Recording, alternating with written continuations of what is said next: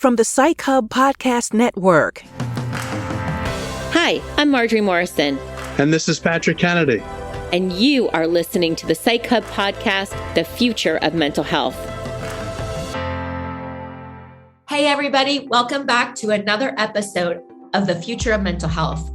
Today is a really special one. We're going to interview Schroeder Stribling, the president and CEO of Mental Health of America. I'm sure you're all familiar with it.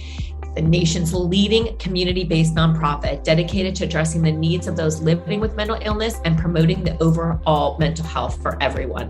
We're going to learn her story, which is fascinating. She grew up with a father who came out as gay during a very difficult time, a time when it wasn't very acceptable. She became a social worker, and she's done a lot of incredible work. She's a lifelong social justice advocate with over 20 years of experience. She's managed organizations focused on mental health, homelessness, poverty, and racial justice. Her interesting journey is exactly what was needed and what poised her to this next chapter of running MHA. We are going to learn from her where she's been, where she is, and where she's going to take this organization on its next chapter.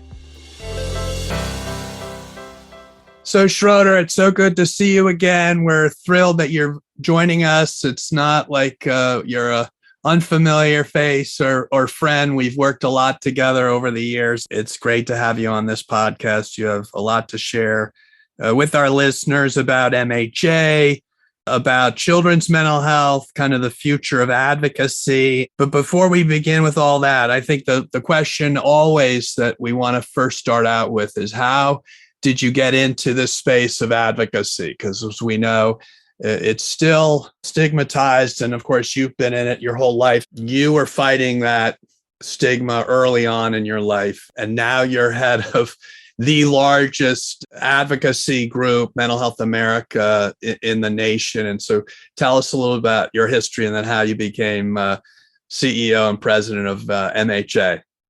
Well, thank you for that question, Patrick. And even more so, thank you both, Patrick and Marjorie, for having me on your podcast. I've been listening to your podcast and love the conversations. And I'm just really thrilled to be here and grateful for the invitation. So as you say, we all have a story. And my story is what got me into mental health. And it's what made me a social worker, not just by profession, but also really a social worker in my heart. I tell a personal story because it's important to me and it's important to my evolution and to why I'm here today. There aren't that many of us, but I'm a second generation queer person. I had a gay father who came out rather late in his own life. He was already married. He was a Methodist minister. He had one child, that was me. And he determined that he could no longer hide the identity that he had been trying to hide his whole life. And so my father came out, and after which it came at great cost for him. He left his profession. He left his career and his calling. He lost a lot of support from his family and friends. And it was both, as I think of it now, it was sort of a self-liberation, but it was also in some ways a self-exile. And for my dad, he was really at the wrong end of a whole lot of the social determinants of our mental health. It was the 1960s, stigma around being gay, obviously, and discrimination was many years past where it is now, although we still have a long way to go. And for my dad, after he came out, he really struggled, and he struggled with a lot of mental health and substance use issues. He had some very painful episodes that involved major accidents and some time in jail and suicidality and a lot of difficulty in his life. And of course, as we know, environment matters, but also biology matters. So he may have had his own predispositions to those things as well. And and he really struggled. And 20 years after he came out, he also died of AIDS. So my father's life story is one that was very instructive in my life. And I tell the story for a number of reasons. One, because it's true for me, and it's how I became first an activist. And I really became an activist around HIV/AIDS during the 80s and became very interested in mental health. And so I went to social work school. And a couple of other things that relate to that story. One is that I had my own trauma to unwind from the time that I spent with him, around him, and ultimately as his caregiver at the end of his life. How long ago was that when he passed? He died in 1989. Okay. Wow. He was only 48 years old. Wow. Yeah. So I'm in my mid 50s, and I'll tell you, it feels, it's a strange thing to surpass the age when your parent died, because you realize just how very young he was at the time. And obviously, we have a long way to go. We know from our own data here at Mental Health America that LGBTQ youth, as well, certainly I have to mention right away also youth of color, but youth who are in any way marginalized, et cetera, are really in distress. And that's certainly what the data are telling us. So I know that we have a long way to go, and we shouldn't forget that. At the same time, I like to remember that my life as an openly queer person since I was young, in contrast to my father's, has been one of relative inclusion. And I perhaps wouldn't have that perspective if I didn't have in the foreground of my own experience my sense of what his life was like as an openly gay person. And so I often say that I don't share that story for its sympathies, but I share it for its power, because part of what it tells me is that transformational progress is possible. Right. That social progress is possible. And we have reason to hope. We have reason to hope that we really can make significant progress. So here I am in my mid 50s. My lifetime spans the time from the Stonewall riots, which were a great historic moment in the gay liberation movement in 1969. And when I was 3 years old, to legalized gay marriage. Now I can be married to my wife. I mean, that's extraordinary. That's hypersonic speed of progress. And again, we don't want to forget how much farther we have to go and how social conditions are affecting people. And I think right away about all of some of the anti-trans legislation that is affecting people or scaring our youth, et cetera. So we have a long way to go, and progress is possible. That's amazing.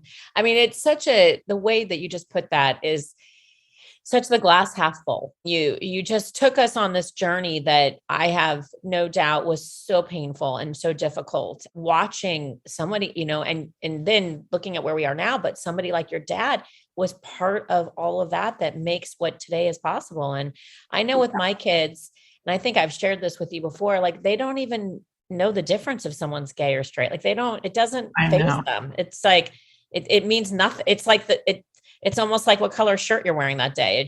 It doesn't. Yes. And that's because of all the brave people like your dad that spoke up and spoke out. And so to have gone through that and be where we are today, and you sitting where you are today, is amazing.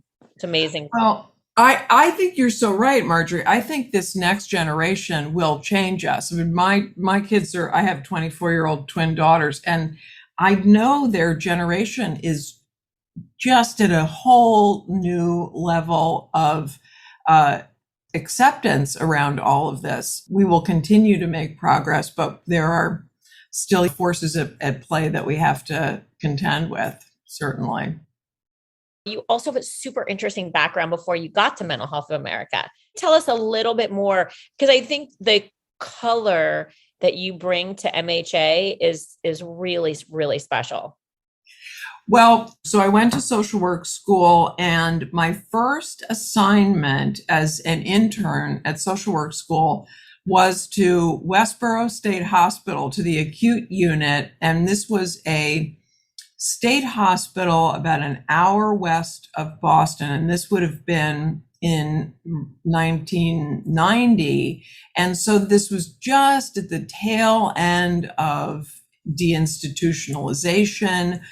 This hospital, like many at the time, it was on large, beautiful kind of pastoral grounds, but most of the buildings were closed and it was sort of decrepit. But there was one building that was still operational, and that's where the acute unit was, and that was where I worked. And so very early on, I got a sense for what the conditions were like. And I don't mean just the conditions in the hospital, because to be honest, the unit where I worked, I think was for the most part, provided humane, good care.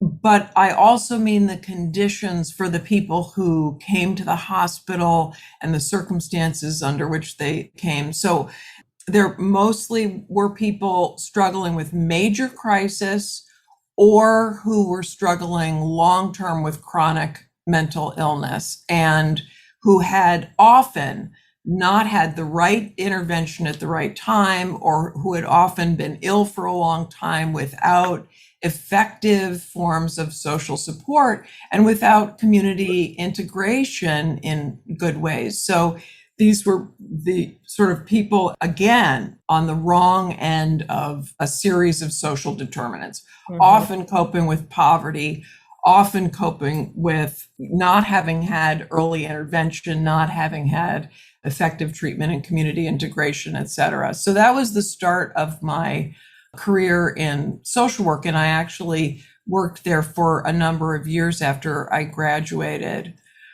And that was a very formative experience for me. And I think I told you all this when we got together not long ago, that at the time that I was there, the hospital was forming their first continuous quality improvement committee.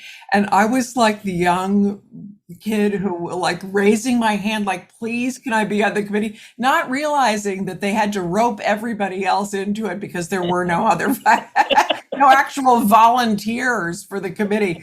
But I was really interested in the systems issues. I was really interested in what did it say that we had this hospital system about our social compact with one another, and who was responsible for the care of people who needed care, and what other systems were involved, and where should we be putting our energies for the well-being and healing of people. So anyway, I've always been interested in the systems issues. So that was a very formative experience for me.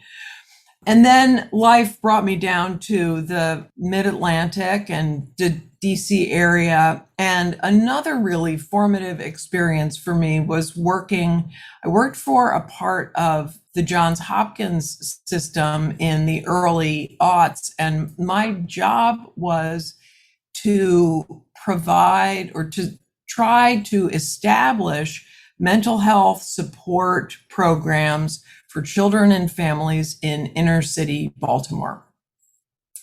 And this was just right around the time when The Wire was becoming a hit on HBO. And I was working in some of the neighborhoods where The Wire was being filmed. And these neighborhoods were so ravaged by poverty. I mean, these were Black and brown neighborhoods really left behind by our history of racism and our history of all of the ways in which we have oppressed our Black and brown communities over time. And it was a real education in what it means to understand the conditions for basic survival, not even just the conditions to thrive, let alone the conditions to flourish. There was a food desert. It was a community ravaged by addiction. The schools where I worked were often just trailers. One of them was in a lot where just an asphalt lot, and there were always drug paraphernalia that the kids had to walk through in the morning. It was really, it activated my social worker mind and heart all over again. So that was another very formative experience. And then for 18 years before I came to MHA, I was at running a regional nonprofit here in the DC area that provided housing, shelter, and a full continuum of services, mental health care, integrated primary care, vocational and educational programs, et cetera, for women experiencing homelessness and some low-income families. And that was a wonderful experience of watching the power of community, the power of communities to heal themselves when you provide the right conditions to thrive and the conditions to flourish. And it was a time when we were working very hard to scale what we had available, because housing was the most important thing. If you think about, Maslow's hierarchy, the very basic. Right. So we did a lot of work also around trauma, because trauma was a nearly universal experience for people who came to N Street Village, whether that was racialized trauma or the early ACEs, early childhood adversity, or of course the experience of being homeless puts people at greater risk for victimization, et cetera. So, yeah, I think Schroeder, you really hit on a big issue, and that is this vicarious trauma, which is the impact of indirect acts of racism. But when you see these films of Trayvon Martin and George Floyd and the instance of Amy Cooper in the New York Central Park situation, it's not surprising that the Black community really has real impact on their mental health because of how they're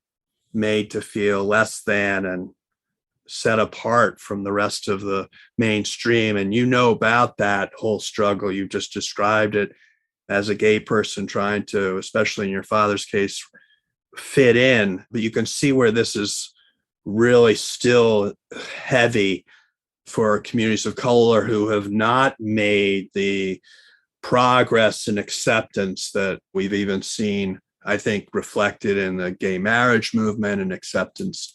While still a long ways off, it almost seems as though you've really moved the progress forward in a way that the Black community still has yet to fully realize. But could you talk a little bit about, because that N Street Village, you just expanded it dramatically in Washington, D.C., and I know you know a lot about this, so I was hoping you could talk about this vicarious trauma as you've witnessed it through your work at N Street Village.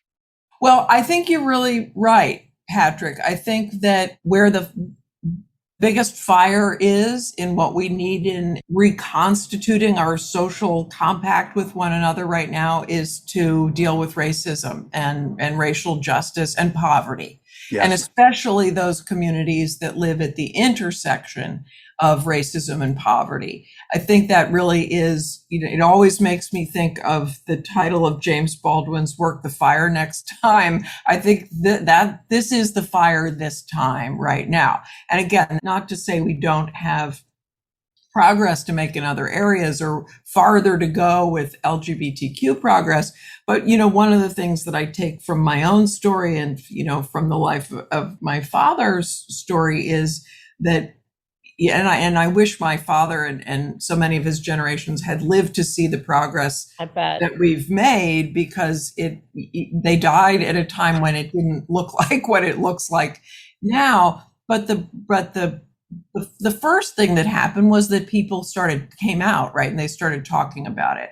And that's what starts progress. And so that's why I think right now we have a moment to capitalize on this conversation about racial justice in a way that we haven't had previously, in part because of this confluence of everything that has happened to us in the last several years, when we've had the pandemic, and as we're locked in, as we're all watching George Floyd be murdered, and as we're all starting to talk about it, and I think we have opened, and as we are, I think and hope, on the cusp of a new racial reckoning that will bring us progress forward.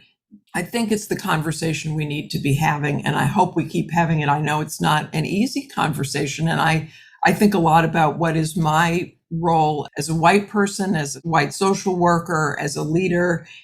What is our responsibility to the conversation at this moment? And I think, first of all, it's to have it. So I'm glad we're talking about it. And certainly, what I know from N Street Village is that one of the first things that people need just to survive, and so if you're talking about racial trauma or people who have grown up in communities of color, whether those be communities in poverty or even communities of privilege, people need basic safety, and basic psychological safety is essential to that. That might also mean, if these are communities that are at that intersection with poverty, it could also mean the basics like housing stability, economic and financial safety, which still is out of reach for way too many communities, and for too many urban communities of color in particular.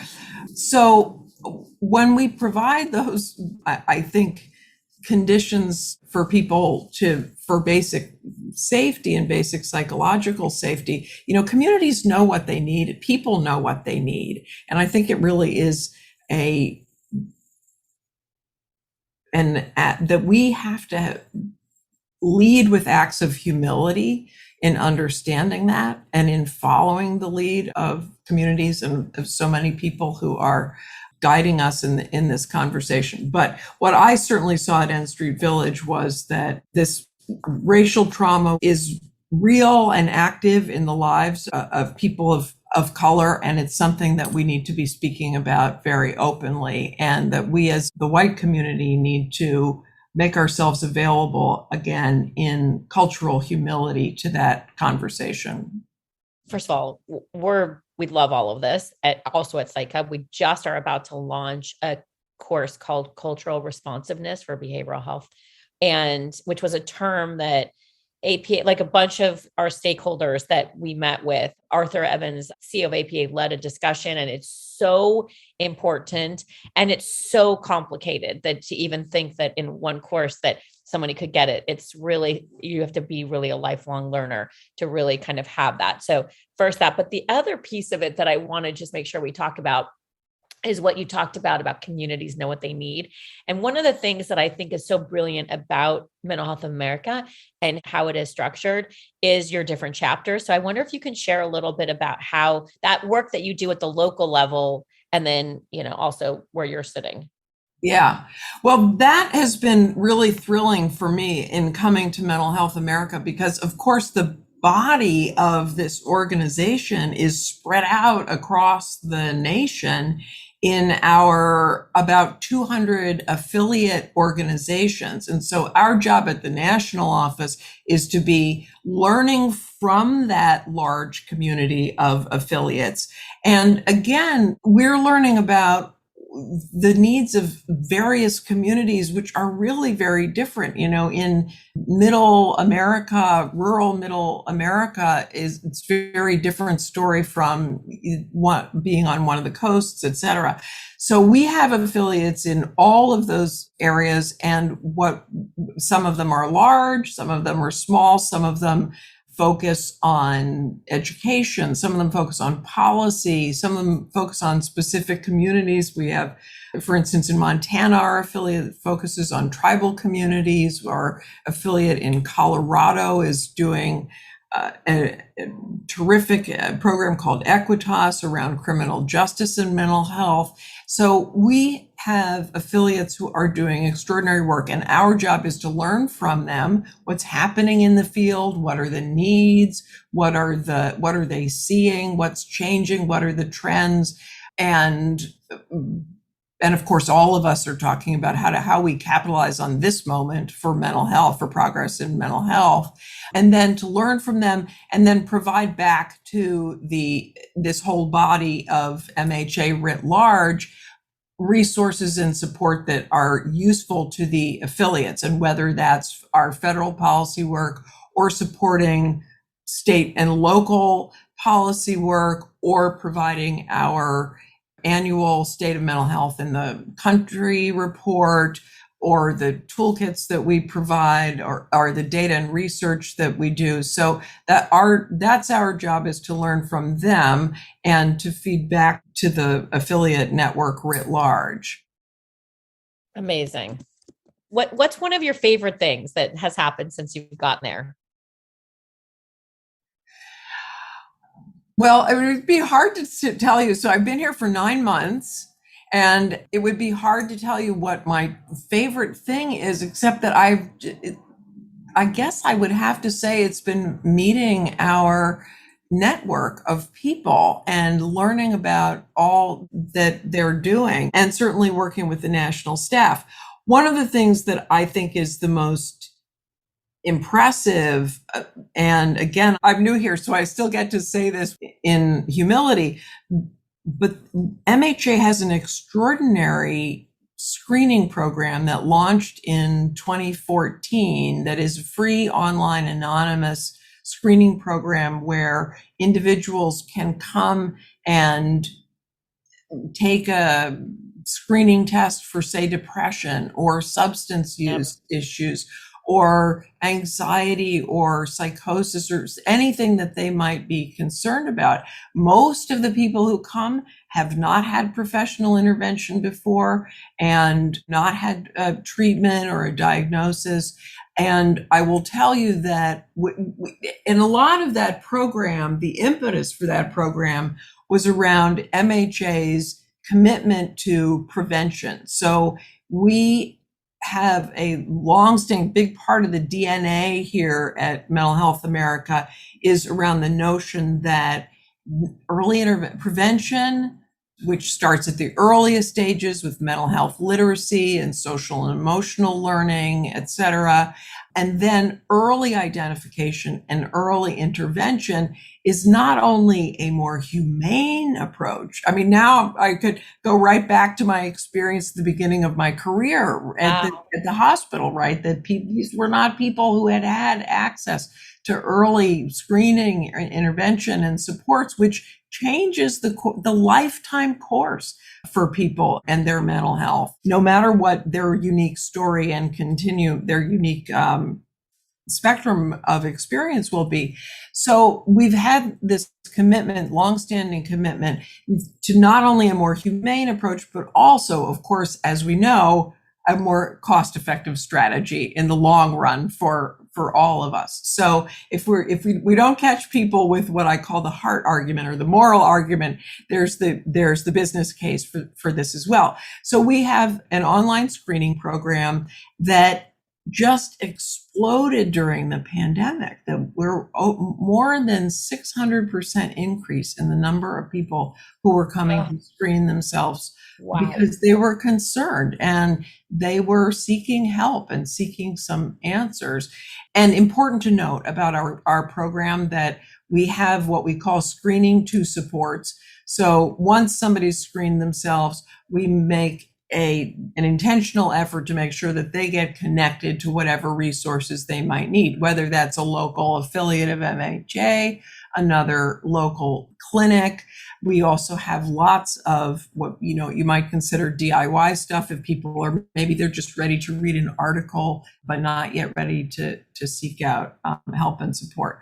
So one of the things that we've been able to do, and this is another, I don't know if you want to call this one of my favorite things, but one of the things that's making the biggest impression on me is that we were able to track in real time during the pandemic what was going on with people's help-seeking behavior.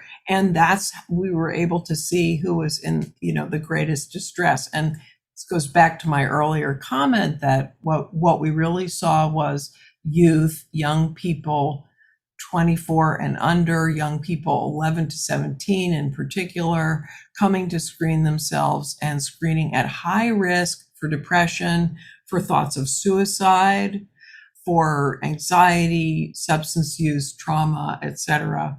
And of that group, of those youth, quite clearly the youth in the greatest distress were youth of color, LGBTQ youth, and in particular amongst the youth of color, youth who identified as multiracial or more than one race, which is, I think, is particularly notable in a year when the new census tells us that that's who we're becoming, is a multiracial country.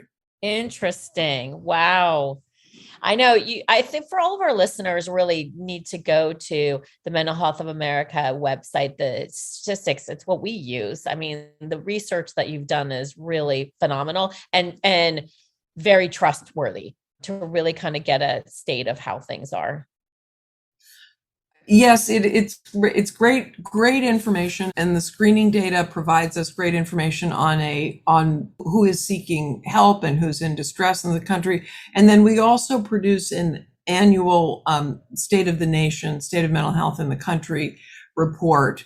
Now, in that report, we use federal data sets so that we're comparing apples to apples year over year, and those federal data sets come out 2 years after the data. So it's always a slight look back, which other years wouldn't matter as much as it would in this time, because these past 2 years have been like a tsunami of mental health experience for all of us, frankly.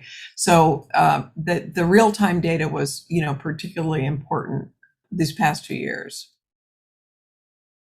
Amazing. So, Schroeder, can you talk a little bit about what's the system we need to build? And if we're going to do zero-based budgeting and look at 7 years from now, not 10, not 5, that's too short, but maybe in the middle, 7 years, like what should we, in a perfect world, aim for in terms of putting together the system we need? In my view,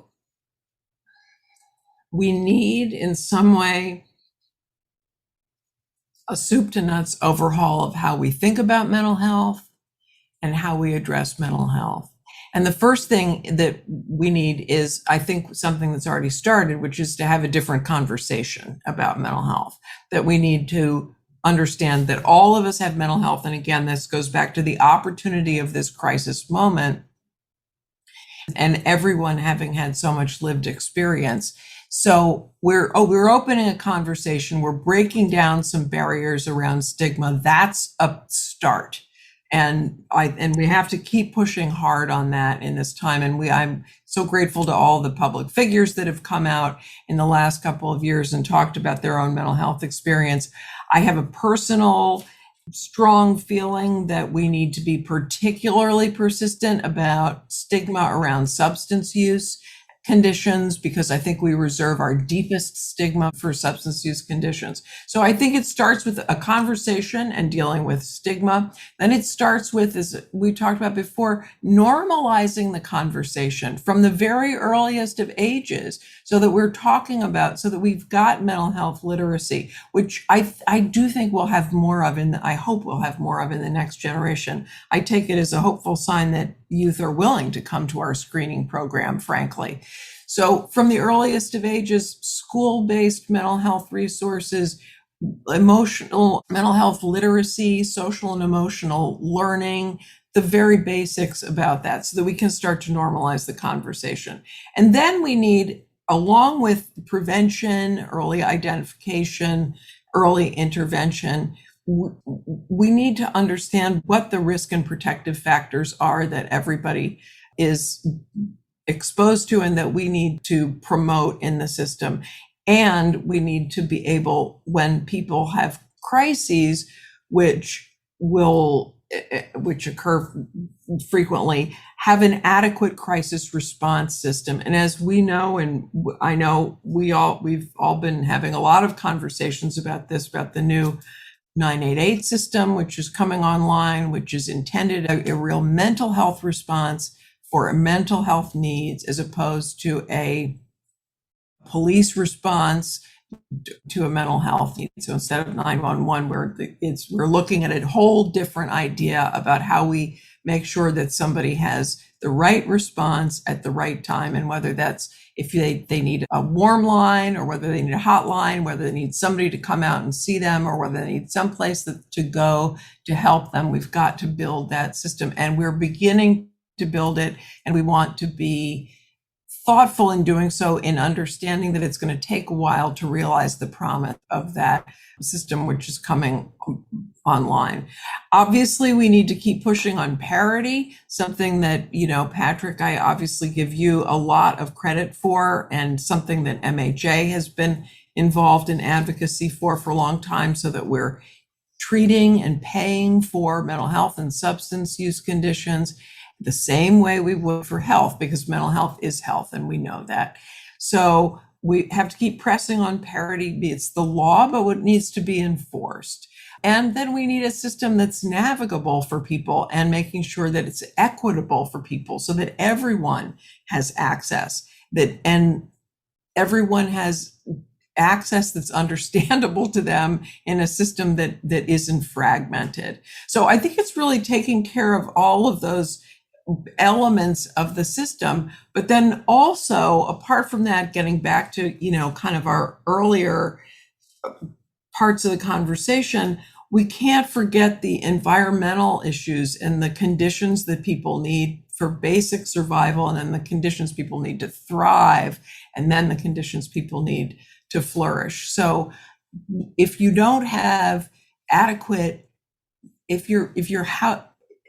and safe housing that's stable, if you're living in poverty, if you're living in an abusive situation, or all the things that can befall people in the social determinants category, we in the mental health community must make alliances with advocacy groups that are dealing with the rest of those things. We have way too many people with mental health conditions in our jails and shelters, which in some ways are the new institutions of our day, unfortunately. So I really think we have to be paying attention to both upstream issues, prevention issues, but we can't forget those folks who have fallen through the cracks as well.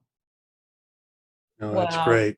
It is great. You're amazing. And I'm grateful that we have people like you at the helm, running organizations like Mental Health America and doing the work that you do, because it's needed now more than ever, as you just laid out. And I love where we started this conversation, from where things were with your father. Not that I love that piece of it, but it's a profound story, to kind of where we are now, and the difference that you're making in your life, and all the lives and everybody else at MHA, and all the people that you're supporting.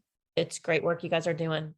Well, thank you for saying that. And I'm going to pass that thanks right on to all of our affiliates, because they're really the people on the ground who are doing the work and seeing people and advocating for change, and to the staff of the national office who've just done an extraordinary job in building out the advocacy, the policy work, the research, and the programs that here. I'm very grateful to be here, and grateful to be in conversation with all of you who are making such a difference through all of your work, including this podcast.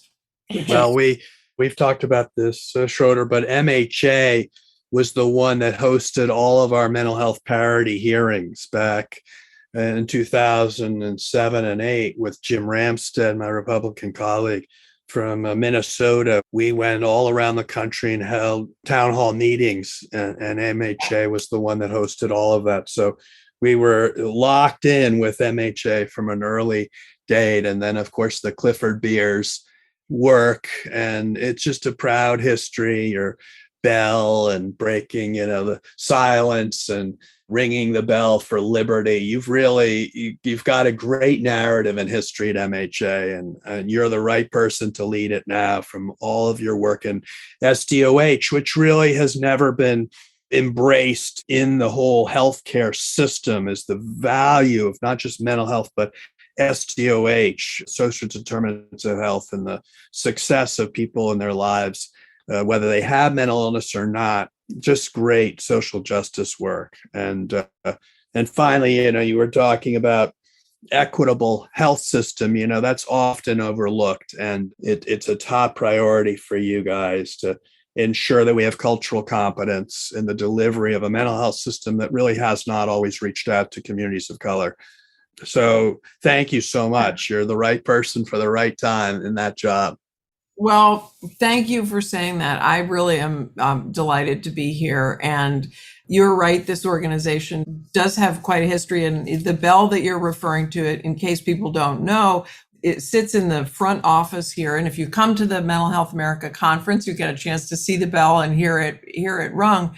And this bell was made from the smelt down shackles that used to bind people in institutions. And our founder, Clifford Beers, it was his vision and his dream that ultimately there would not be the inhumane, humiliating, awful treatment that people were experiencing in institutions. And in some ways, like my father, he never got to see the bell, but he had hope, and he had a vision for transformation that came true. And so I think we have to keep that hope in mind. And the bell is certainly a reminder of that.